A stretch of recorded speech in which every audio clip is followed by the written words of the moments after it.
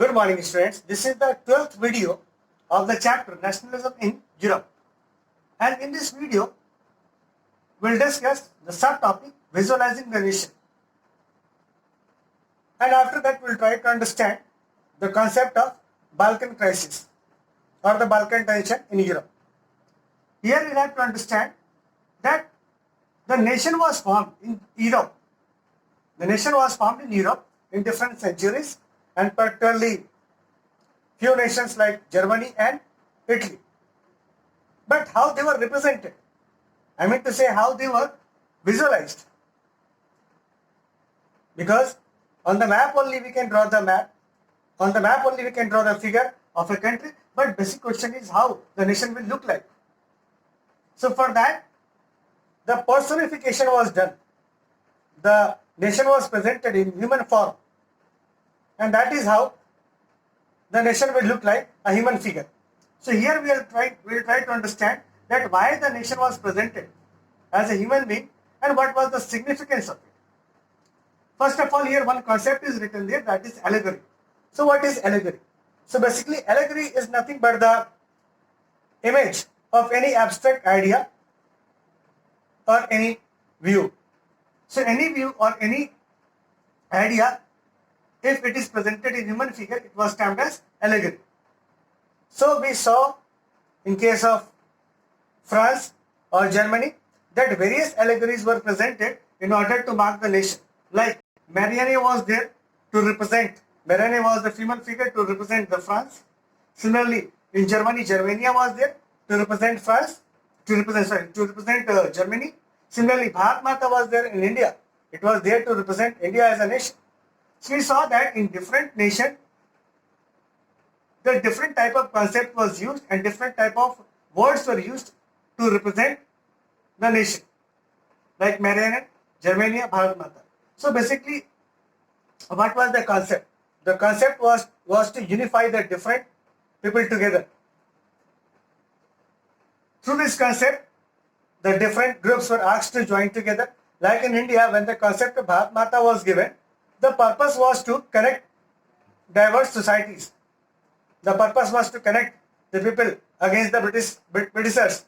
That was a common enemy. Similarly, in case of Germany, the people got inspiration from the female figure, that was Germania, and they considered it as the freedom fighter or a heroic symbol, and from that they got inspiration. In case of Marianne also, it was a female figure that gave much inspiration to the people of France, and ultimately it led to the French Revolution. So we saw in case of French Revolution, we saw in case of Germany when the revolution took place with the help of army, and similarly in India also when the revolution was going on against the Britishers. So we saw that in all the cases that the female figure or the abstract figure or the personification of a nation was very important. India was represented in the form of Bharat Mata. So in order to glorify the nation, it was presented in the form of female figure and it was termed as Mata or Mother.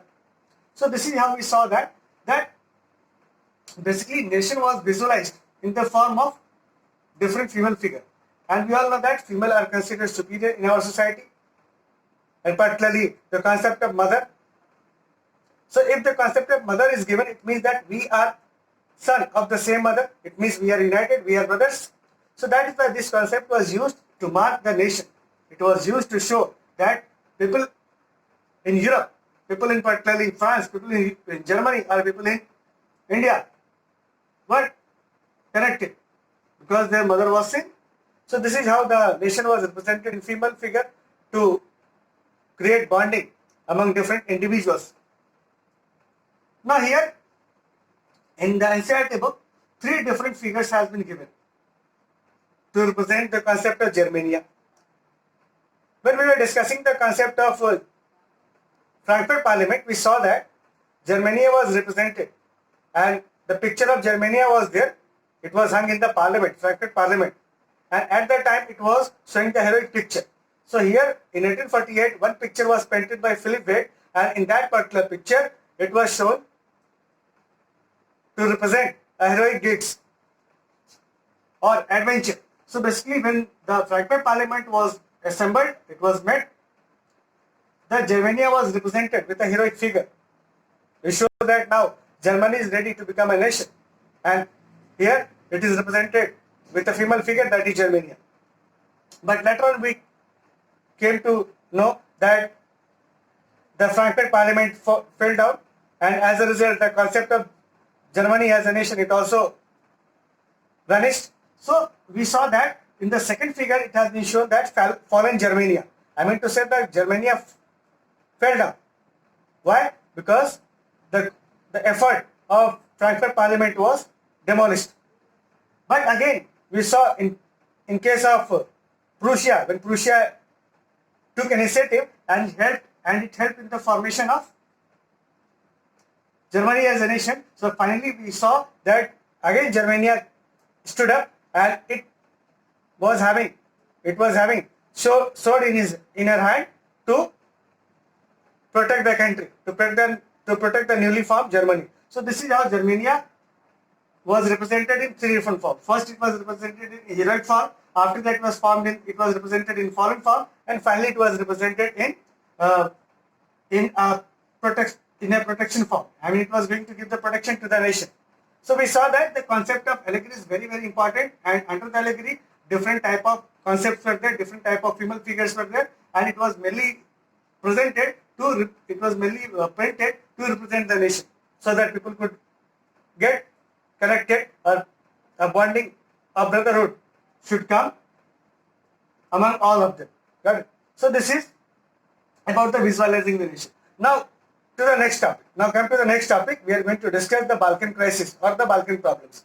So basically in Europe, some states were there in the Central and Eastern Europe, and they were termed as this entire area was termed as the Balkan area. So in the Balkan area, all the small states were there, and they were mainly under the control of Ottoman Empire. And Ottoman Empire was ruling at that time. We have already discussed about the Ottoman Empire. So in the Balkan region also, the Ottoman Empire was ruling, and the people in that region were termed as Slav. So Slav was the common name that was given to the people of Balkan area.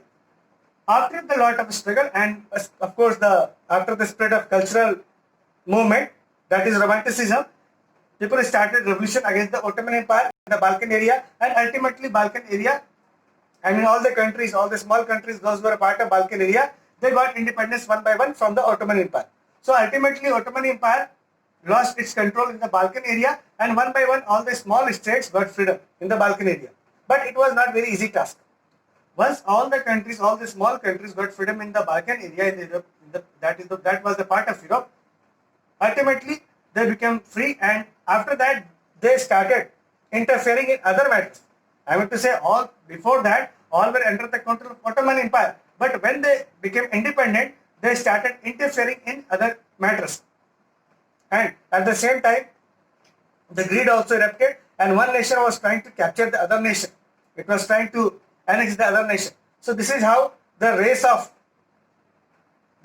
annexation or imperialism started, and this created a lot of problem in the Balkan area. So when one small country attacked the other small country went to different big countries of Europe to take help.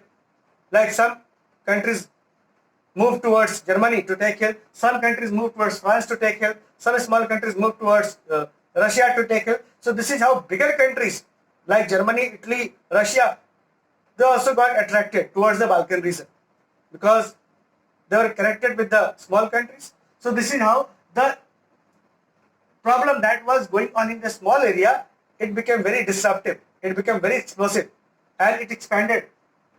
Why it expanded? Because it now incorporated all the big powers. All the big powers now they got involved in this Balkan area, and this Balkan area becomes the most tense area.